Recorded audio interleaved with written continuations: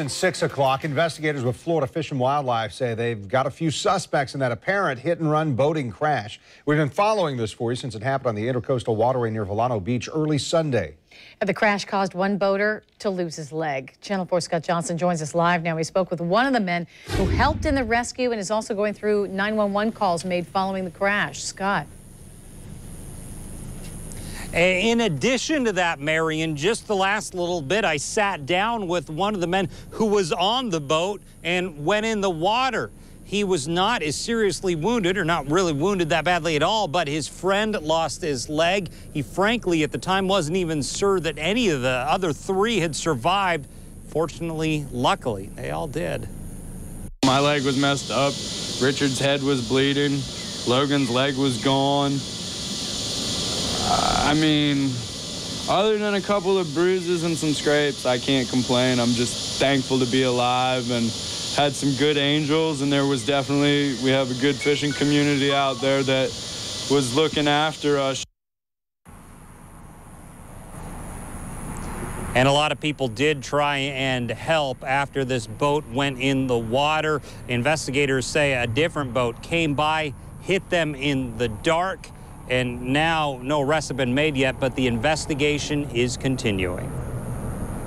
Shortly after the crash on the Intercoastal Waterway near the Vilano boat ramp, calls flooded to 911. There was another boat, hit another boat, and this guy lost his leg. Okay. Are you there with the patient? No, they're taking a patient up there to the front. They're taking a patient up to the boat ramp, and his leg, I believe, is floating in the river. Okay, hang on a second, and we'll get Fire on the line with us, okay? Stay on the phone. Okay. How were they doing? Were they shaken up, or? Everybody was on stretchers. Really? Yeah. I mean, you saw them? Yeah, like I'm telling you, they should be, they are lucky they're alive. Everyone aboard that boat could have been dead. Trey Tuggle was there within minutes. He operates a towboat in the area and showed up to help investigators look for both the 4 survivors as well as the boat. The survivors ended up at a nearby boat ramp, but it took hours to find the boat. It did drift. It did have an anchor that kind of got blown out of the boat. It was very damaged. To be honest with you, I was amazed that nobody died. It was catastrophic, the amount of damage that was in that boat. Tuggle says the boat they were in was about 14 feet long. This one here is similar but bigger. It's 20 feet. He also says boats are required to have lights, and that will be looked at as law enforcement continues its hunt for the boat that crashed into them and caused this. I'm pretty sure that law enforcement is going to get their man. You think so? Yeah, they really want that person, and I think they probably have a good idea what's going on at this point. And so I've heard a few things about that. First, I talked to Fish and Wildlife tonight. They tell me they have a few suspects they're talking to, but cannot comment on it any further.